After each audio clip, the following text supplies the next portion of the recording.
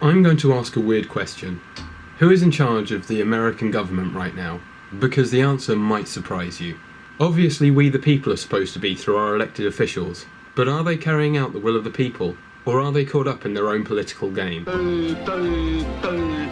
I'm going to give you the ultimate backstory on how the Trump administration was stifled in an attempt to prevent Donald Trump from becoming President of the United States.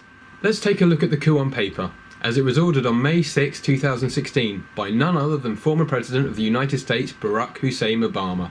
Then, let's take a look at how the executive order has shaped events leading up to the 2020 election. Intelligence officials warned lawmakers that Russia is trying to intervene in the 2020 election to help President Trump get reelected. The intelligence community is warning that Russia is once again planning to interfere in a U.S. election. The president is infuriated, but not by what Russia is doing. Instead, he is angry that intelligence officials shared that information with Democrats in Congress. The president called in then acting director of national intelligence Joseph Maguire, replaced by ambassador to Germany Rick Grenell, a staunch Trump loyalist. ABC News has confirmed the additional departures of 2 more top intelligence officials. We have been warned multiple times that this opens up the opportunity for the acquisition of unwarranted influence, whether sought or unsought, by the military-industrial complex. The potential for the disastrous rise of misplaced power exists, thereby setting up a secret back-channel coup to bypass the intelligence community as a way to keep both the agencies and the military in check through the office of the president to avoid situations just like the one President Trump finds himself in today. However, if a state of emergency can be invoked, the emergency protocols under the continuity of government go into effect, thereby short-circuiting constitutional government. We are at DEFCON 1. DEFCON 1. I have an obligation as the president, and my administration has an obligation to the American people to put measures in place that should somebody be successful in an attack in Washington, D.C., there's an ongoing government. After President Bush was elected, we were briefed by the Clinton administration on many national security issues during the transition. On an operational level, therefore, we decided immediately to continue to pursue the Clinton administration's covert action authorities. National security and double government.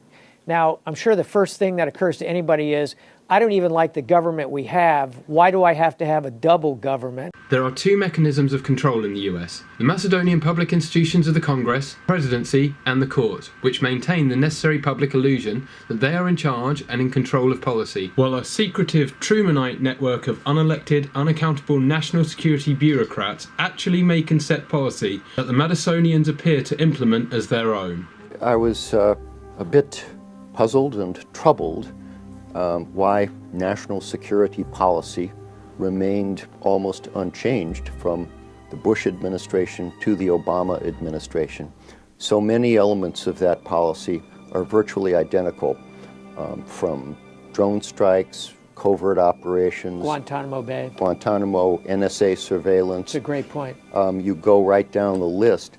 It's an amazing continuity. By maintaining a series of continuous emergencies or exemption clauses, one can potentially invoke a force majeure to keep from having to transfer power. Force majeure clause is sometimes known as an act of God clause. So it's an event that occurred outside the control of the parties, contractual obligations to deal with the unexpected. The biggest example of a force majeure clause in our lifetimes is 9/11. What happened in 9/11 is we didn't have a strategy, we didn't have bipartisan agreement, we didn't have American understanding of it, and we had instead a policy coup. We take the continuity of government issue very seriously. W. Bush also invoked emergency powers in the wake of the September 11th attacks, signing off on extensive wiretapping and enhanced interrogation methods. You never want a serious crisis to go to waste. Never waste a good crisis. And the best way to think about emergencies in this way is shortcuts to the rules to get around ordinary checks and balances. And what I mean by that, it's an opportunity to do things that you think you could not do before. What the deep state shadow government national security bureaucrats, or Trumanites, believe is that they know better. Therefore, they should have their hands on the controls and not the general public. Sounds kind of like slavery. We think we're in control, but really it's a shadow government. Hence why the deep state has its own checks and balances to keep the public institutions from controlling public and foreign policy. May 6, 2016, President Obama signed an executive order stipulating emergency procedures during the transfer of executive power, ordering who would assist and coordinate the transition of power for each of the key national security agencies. And voila! The Trump presidency is dead on arrival. Or so they planned. Trump will not be president. Donald Trump is not going to be president of the United States. Take it to the bank. Okay. I guarantee it. All right. Just look at this executive order. By the authority invested as me as president, Lord and Savior Barack Obama, to facilitate the presidential transition, including assisting and supporting the transition efforts of the transition teams of eligible candidates, there is established a White House Transition Coordination Council where the transition representative for each eligible candidate shall serve in an advisory capacity, including any other executive branch officials the president determines appropriate. And the Liberals try to make out that Trump thinks he's king, when it was Obama who thought he was king. You're new to this, so let me help you. I have declared Philip my High Counselor. Is he qualified? I am skilled in the arts of war and military tactics, sir. And tell me, what advice would you offer on the present situation? Obama's administration had to help because Trump's team just weren't qualified. An employee at the FBI who altered a document that was used in the preparation for one of the FISA warrants, one of the warrants, surveillance warrants, and that person admitted to making that change. The Department of Justice is withholding a lot of information, as is Mr. Clapper, Mr. Brennan, and all of the people who participated in the complete setup of General Michael Flynn. And so we couldn't transfer the national security apparatus to them. Not that they were sabotaged or anything. He now has a cabinet with appointees, some of whom are very good. The fact that he has lots of adults around him in a room that know policy, and he has no policy background whatsoever, I would want him to engage and leverage and devolve power. Thereby creating perpetual emergencies that need investigations to maintain that the Trump administration is unable to discharge the duties of the executive branch. Therefore, the top secret and classified material that implicates the Obama administration in serious crimes, abuses of office, and etc. can be kept in the dark. U.S. spies are withholding sensitive information from the president. In your story, you report that the mistrust stems from the contact the president's team has had with the Russian government. Is that right?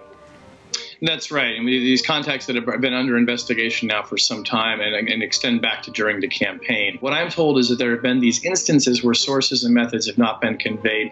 It is, again, dredging up these bad feelings that were really prevalent during the transition and right after the inauguration. In other words, Trump's administration is being withheld from fully commencing, so his intelligence agencies can't find all the bodies from the previous administrations. Hence why draining the swamp is taking so long. The swamp wasn't going to let Trump just walk in and flush the toilet now, was it?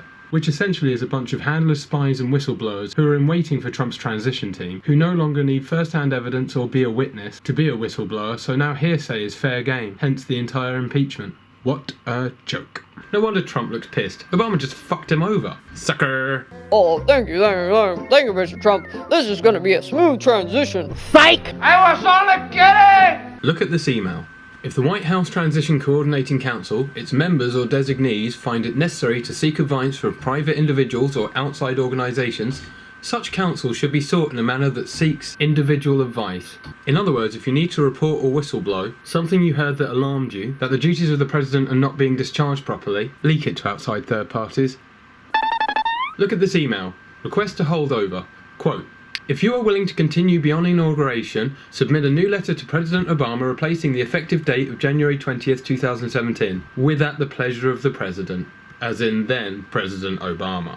So this is literally what it means to be an Obama holdover. Trump didn't choose to surround himself with the swamp. The swamp was left behind by Obama via executive order. Talk about abuse of power. Wait, what's this little nugget? A presidential transition guide? No! You don't think they'd be arrogant and bold enough to include, what do you know?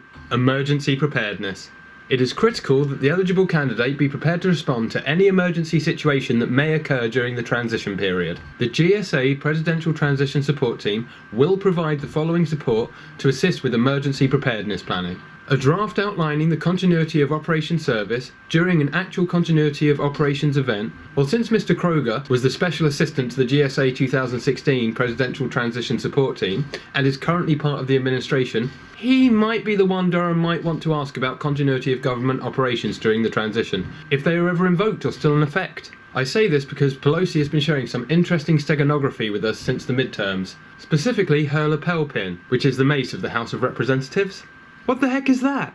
We are talking with the Honorable Jack Russ, Sergeant-at-Arms of the House. Well, Bob, the mace is the symbol of the House of Representatives. It is a very powerful symbol which allows the Speaker to maintain order if and when the House became completely unruly. Instruct the Sergeant-at-Arms to present the mace. Well, she wore it on 3 separate occasions. The 2019 State of the Union, when the House debated and approved the Articles of Impeachment, and the 2020 State of the Union. This is extremely important symbolism, because the mace is a weapon and symbolises order in the House, and it is used by the Sergeant-at-Arms to keep order in the House. It's only displayed if there's an emergency. Why? Because he's actually the Chief Law Enforcement Officer of the House of Representatives, and responsible for security in the House wing of the Capitol. So it shouldn't be a surprise if he's in charge of the emergency management.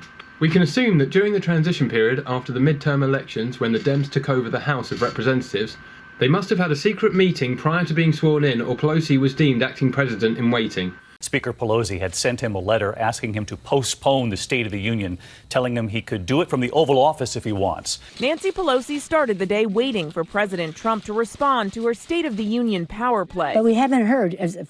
Very silent, more than 24 hours. 3 hours later, she got her response. The president refusing to let Pelosi use a military jet to travel. In a letter writing, "Dear Madam Speaker, due to the shutdown, I'm sorry to inform you that your trip has been postponed."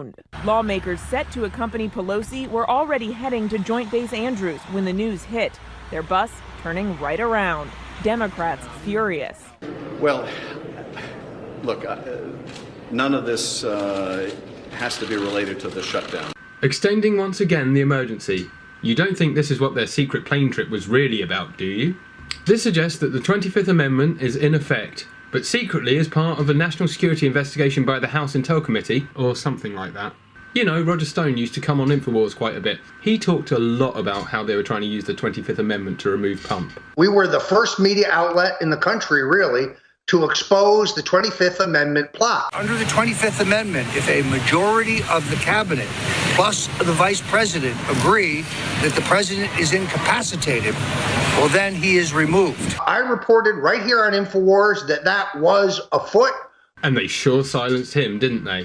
Over a pretty innocuous crime that the Dems have already been caught doing, but not charged with, obviously, they sent FBI armed to his house in the middle of the night because it looked good for CNN in the middle of the Russian indictment hoax. So what's Trump to do? Well, to fix a problem, you must first go back to a strategic entry point and use it as leverage.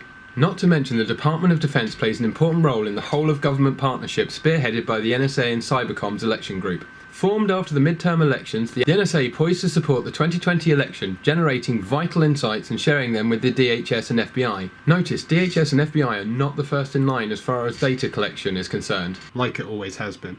Notice the National Guard is expected to be involved in monitoring the elections. This will become even more relevant, but first we need to understand how the National Guard comes into play. The National Guard is an interesting entity. They have dual function, domestic and foreign. Remember the California National Guard State Partnership Program? Well, it happened. There's not just the United States European Command, we have Northcom, Southcom, CENTCOM and PACOM. These state partnerships literally have a dual purpose, foreign and domestic. They're either deployed at home to help with emergency procedures, or deployed abroad for the same. Meanwhile, in the background, mechanisms to merge US interests with international interests were formed. In case there's a global emergency, climate change, pandemic, coronavirus, or natural catastrophe, catastrophes you can't blame climate change on, national sovereignty could be dissolved worldwide and a global governance could be formed in the name of security and safety. The New World Order. We have before us the opportunity to forge for ourselves and for future generations a new world order. Nothing less than a new world order. This is the pledge of the world's most powerful leaders, representing 90% of the global economy. These dual-purpose foreign and domestic operations conducted in destabilized countries create grey areas that breed corruption.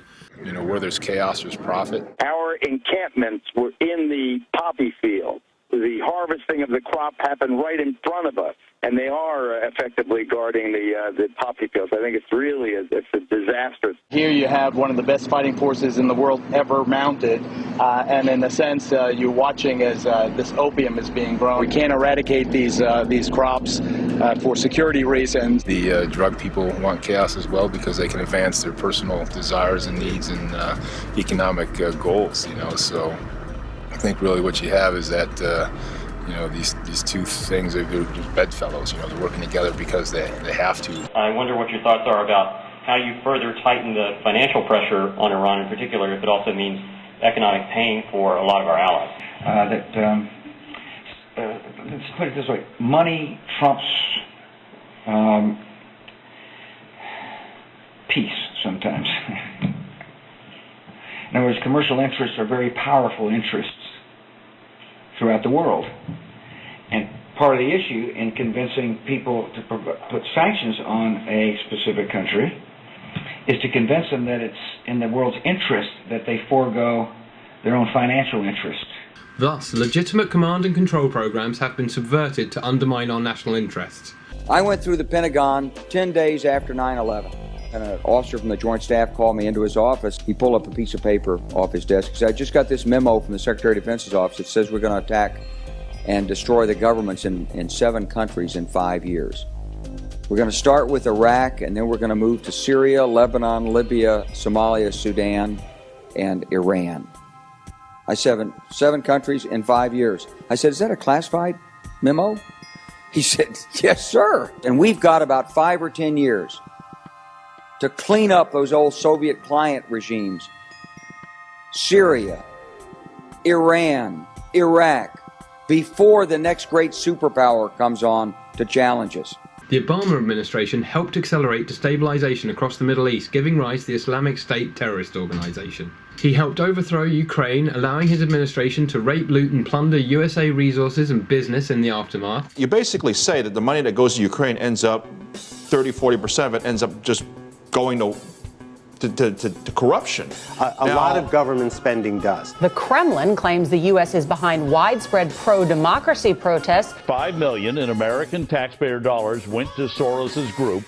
The money allegedly spent to help destabilize Macedonia's democratically elected right-of-center government. As the head of USAID faced cross-examination by a congressional committee, young Cubans were the target of the U.S. government-funded social media network to try and subvert the government. Millions of dollars in aid to Syria has been funneled to terrorists. The State Department and USAID budget we discussed today is a proven investment in our national and economic security. The Obama administration knowingly gave U.S. taxpayer dollars to an al-Qaeda affiliate in Sudan. According to the USAID official, all this was done in consultation with and on the guidance of the State Department under John Kerry. Some of the most hardcore corruption in history. With the additional steps I ordered last month, we're speeding up training of ISIL forces, including volunteers from Sunni tribes in Anbar province. He expected our military to train and fight alongside al-Qaeda while having a proxy war with Russia and Syria. Yeah, that wasn't going to happen.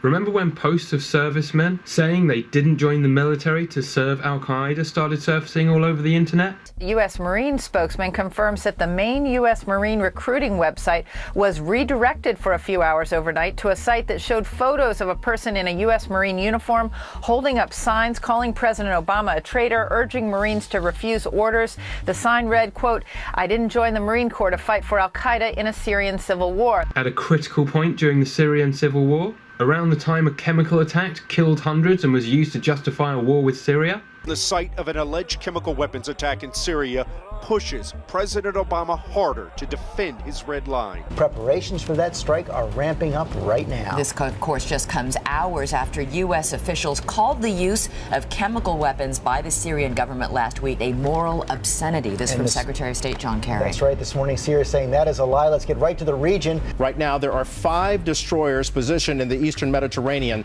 along with the USS San Antonio, an amphibious ship. The Nimitz, should it be called to join them, would bring along a group of 4 additional destroyers and a cruiser. Director of Defense Intelligence Agency, Michael Flynn, visited as the first US officer inside the Russian military intelligence headquarters in Moscow. we can assume that he was showed intelligence about the chemical attack that undermined what Obama was telling the public. I have a classified secret NOFORN. It's from the NGIC, or the National Ground Intelligence Center. The U.S. military did an assessment that the sourcing of sarin originated out of Iraq and into Turkey, going to the opposition, principally Al-Qaeda. What I know is that the complexity of the situation on the ground right now is beyond anybody's wildest imagination. But we have to be much more specific in our relationships. And so there's not a misunderstanding and there's not a miscalculation because of some ill-advised tactic that's used in Damascus or Baghdad that causes something that we don't want. Public outcries forced President Obama to back off Syria militarily, which some argue resulted in Flynn being retired by the Obama administration. When Flynn emerged and became a part of President-elect Trump's transition team as the National Security Advisor, the deep state was like, oh, hell no! We interrupt our program at the request of the White House. This is the emergency broadcast system. So Trump had to be stopped at any cost. And the coup truly began 90 minutes after his inauguration. The fake whistleblower's attorney, this guy's name is Mark Zaid. Look at your screen, January 30th, 2017, hashtag coup has started. First of many steps, hashtag rebellion, hashtag impeachment will follow ultimately. Why? Because they had to have the emergency procedures initiated, so the national security bureaucracy could run the government behind the Trump administration's back. Remember that thing that Eisenhower set up? Remember the images of the military holding up signs in protest of serving Al-Qaeda? If all the back channels are clogged, monitored by gatekeepers and kept off limits, how are Trump's people going to get around them? Instead of the back channel, the foreground had to be used. But in what way? We have an army of digital soldiers. What we are now, what we call, I call them, because this was an insurgency, folks. This was run like an insurgency. This was irregular warfare at its finest in politics. And that story will continue to be told here, but we have what we call citizen journalists. Today's ceremony, however, has very special meaning, because today we are not merely transferring power from one administration to another or from one party to another, but we are transferring power from Washington, D.C. and giving it back to you, the people.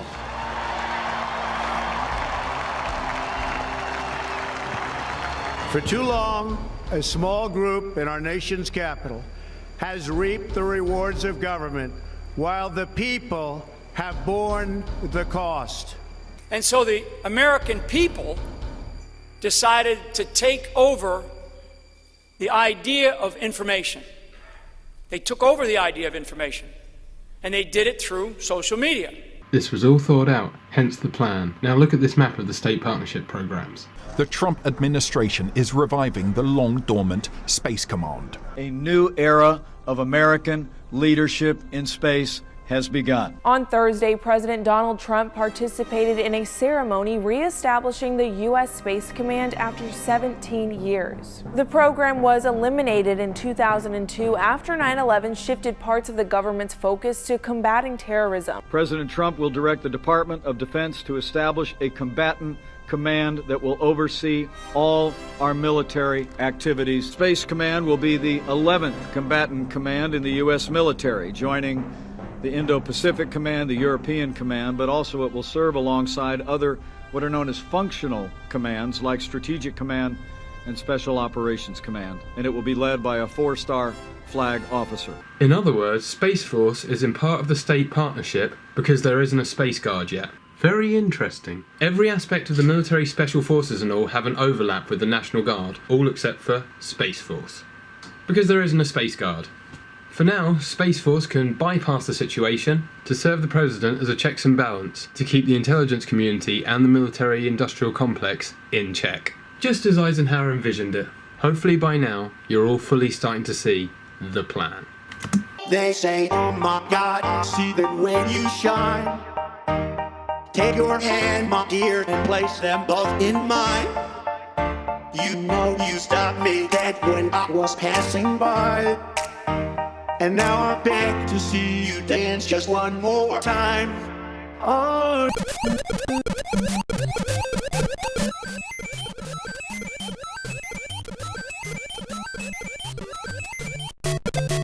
The intelligence briefing on so-called Russian hacking was delayed until Friday. Perhaps more time needed to build a case. Very strange. But he's taking these shots, this antagonism, this taunting to the intelligence community. Let me tell you, you take on the intelligence community, they have 6 ways from Sunday at getting back at you. So even for a practical, supposedly hard-nosed businessman, he's being really dumb to do this. It's the president himself who seized on the chance to provide clarity, mimicking the Game of Thrones denouement. He pronounced on Twitter, it was a case of game over.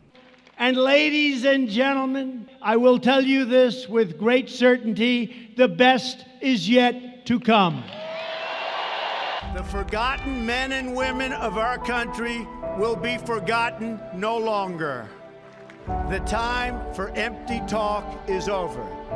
Now arrives the hour of action. From this day forward, a new vision will govern our land. From this day forward, it's going to be only America first. Every decision will be made to benefit American workers and American families. America will start winning again, winning like never before. I will fight for you with every breath in my body, and I will never, ever let you down. Do not allow anyone to tell you that it cannot be done. No challenge can match the heart and fight and spirit of America. We will not fail. Our country will thrive and prosper again. Your voice, your hopes, and your dreams will define our American destiny. When America is united, America is totally unstoppable. God bless you, and God bless America. Thank you very much.